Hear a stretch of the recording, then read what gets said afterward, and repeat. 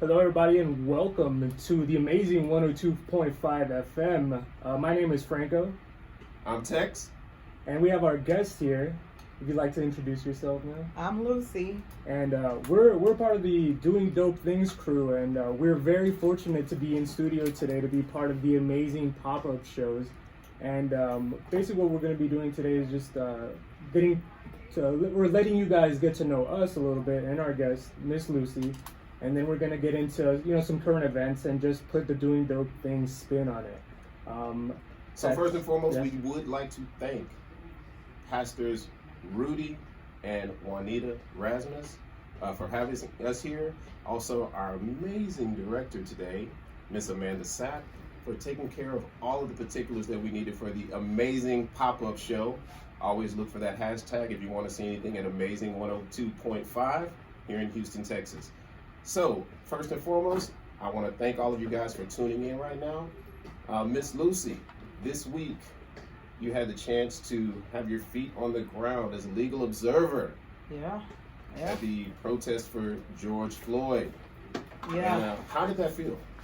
I was really anxious because I've been watching it on TV, and I'd seen it get violent.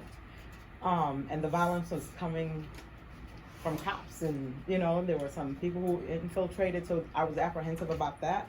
And I was also apprehensive about COVID, so it was doubly anxious, but the reason to be there was more important, overrode all of that.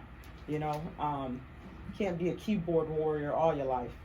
Sometimes you have to get up and put 10 toes on the ground and really show people, what it is. Yeah, definitely. Yeah, you have to get up and put words to action. You cannot talk about what you believe. You have to show people what you believe. And that's important to mention because me and Tex, we've been doing Dope Things now for 4 years. As it exists now, we've been talking about this stuff for a very long time, and we've been very involved in the local music scene, the local entrepreneurial scene, supporting Black businesses specifically, supporting, things that are here locally.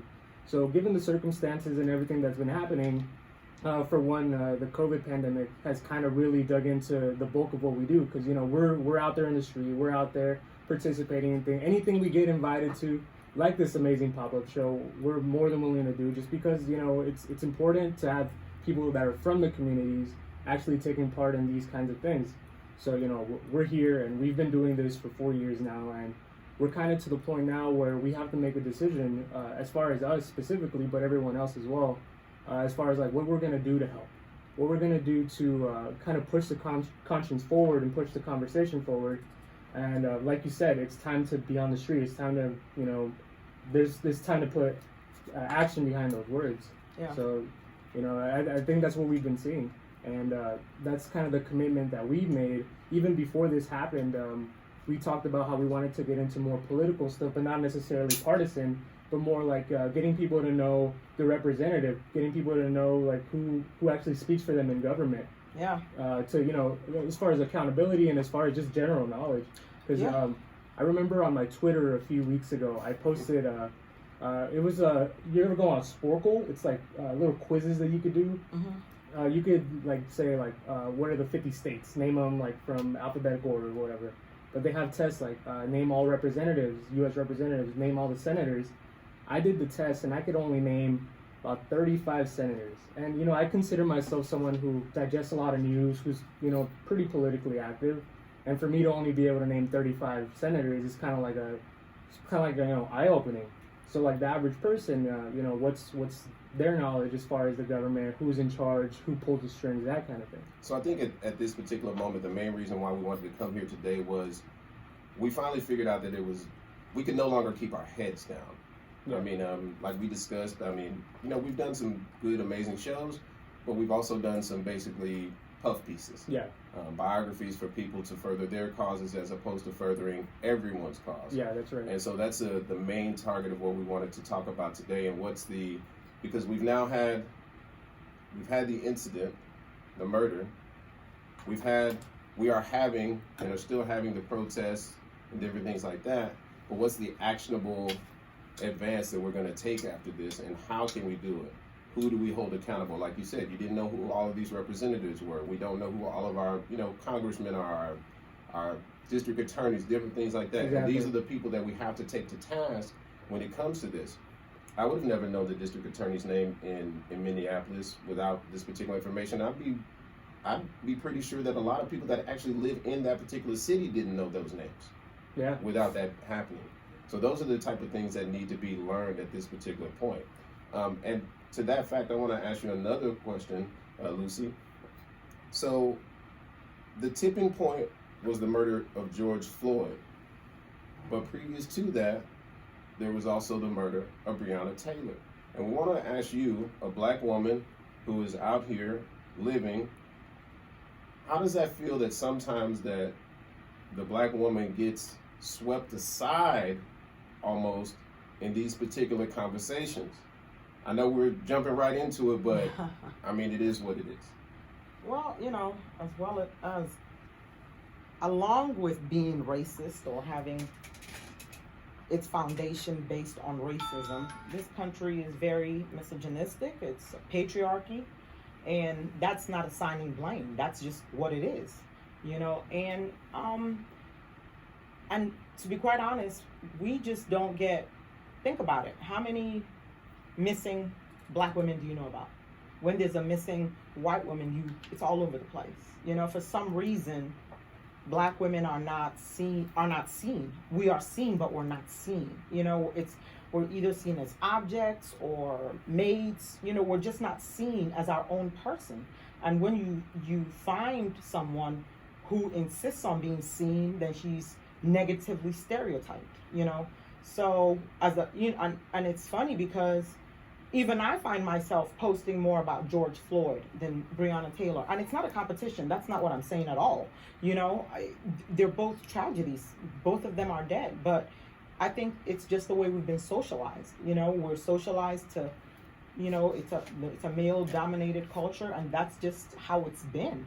And the narrative has to change because it does. I mean, the violence that took their lives, that sort of violence is done every day in different ways, in healthcare and housing, and also, I mean, it's violence, and because it disrupts people's lives in ways that robs them of quality of life, so there's a lot of dead people walking around here simply because they've been discriminated on their job. They're scared to lose their job. They have health issues, they're housing issues, and there's a lot of dead people walking around, is what I say, because they've been killed. Parts of them have been killed by the systematic racism in this country, and it took seeing a white man kneeling on a black man's throat for 9 minutes for that to crystallize for some people. I don't know why it took something so horrific for it to crystallize. I mean, this is something I know every day. I practice employment law, so I see it all the time.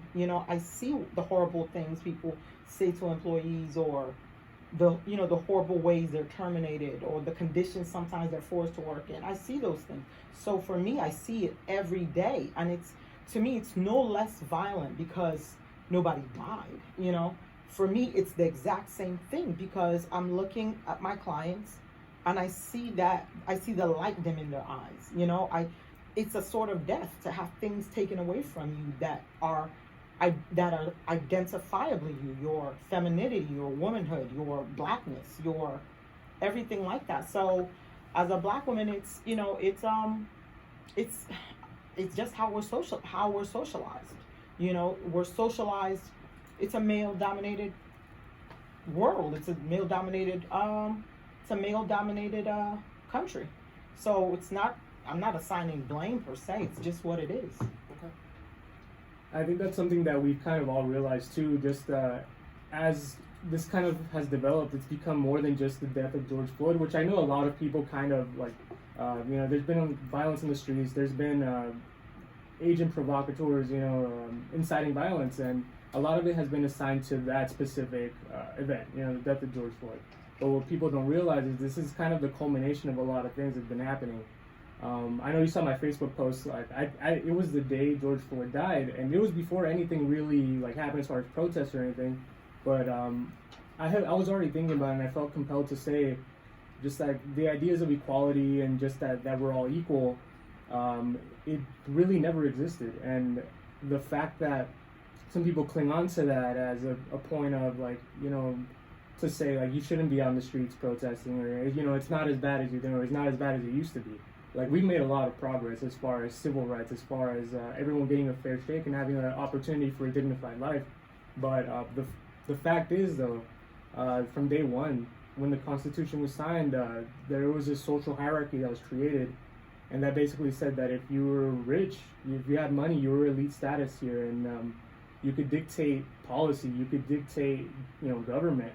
You could, back in those days, you could have private police force, you could have private firefighting and stuff like that. So, like, I think what's kind of been, I guess, brewing is access. People want what they're guaranteed. We were guaranteed to be able to pursue life, liberty, the pursuit of happiness, and it's just not happening for everyone the way it was promised, and that's what people don't understand. If you fast forward from slavery to now, I'm sure you all have heard the saying, black people are the canary in the coal mine, and people hear that, and I don't think they understand what that means. It literally means that whatever African Americans are going through is what's coming for you, white America. You can ignore us now, but this is coming for you. And so look at the wage gap in this country. Sure. Look at wealth extraction in this country. It's not black people. Black people virtually have no wealth in this country. So who is that wealth coming from? It's now white people. The middle class is shrinking. So what I don't understand about people who tune out from politics or people who don't care, is it's gonna happen without you. Yeah. You can say, oh, the Republicans and Democrats are the same thing or whatever, but election's gonna happen without you. Mayors are gonna be chosen without you. They're gonna pass that law increasing your taxes without you. Life happens without you. So it's people need to understand that if I'm suffering, if a whole group of people in this country are suffering, and you just happen to be a step above us, that suffering is coming for you. And that's and COVID kind of clarified. I think of COVID like a flashlight. It's literally shining a light on all the cracks in this democracy. Healthcare. It just happens to be hitting us the most and the worst, simply because of where we've been in this society. But it's affecting everybody else. I mean, less than 50% of African American women are currently employed right now. That's a crazy statistic. That is a crazy statistic. Less than 50%, are employed. And it's that way across all of it. White women, not in the same numbers, but what I'm saying is that disparity, that inequality is now rising from the bottom and bubbling up to the top. That's true. And now it's reaching into the middle class. People don't have as much wealth. People don't have savings. And we're all being sold this pipe dream that, the economy is doing well. The economy is not doing well. So it's people need to start paying attention and actually invest in communities that are not doing so well. It's how you do well. If you invest in somebody else, that's how you do well. All right, so that was definitely a great take on that, and because there are actual facts.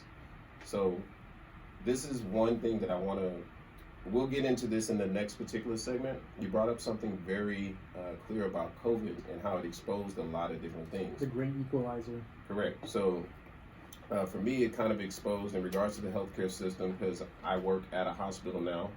And when you were talking about people are dying slowly, the main thing that COVID exposed to me was the access to testing. The fact of us not having enough of everything that we could have had if certain politicians would have just listened.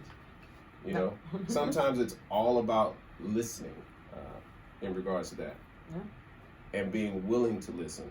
So in just a moment, we will come back and we'll discuss the people who are not listening, and we'll also be discussing the art of propaganda.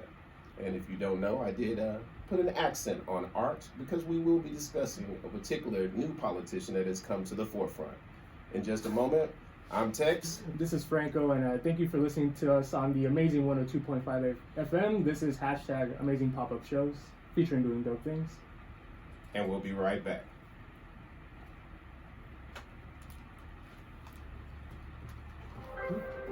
All right, so you know who I'll be talking about next. I will. Who are you talking about? Acevedo? Mr. Art Acevedo? Oh. Oh, okay. How's it going, everybody? Thanks for tuning in. Hope you guys are enjoying the show so far. This is the behind the scenes The portion bloopers. of the show.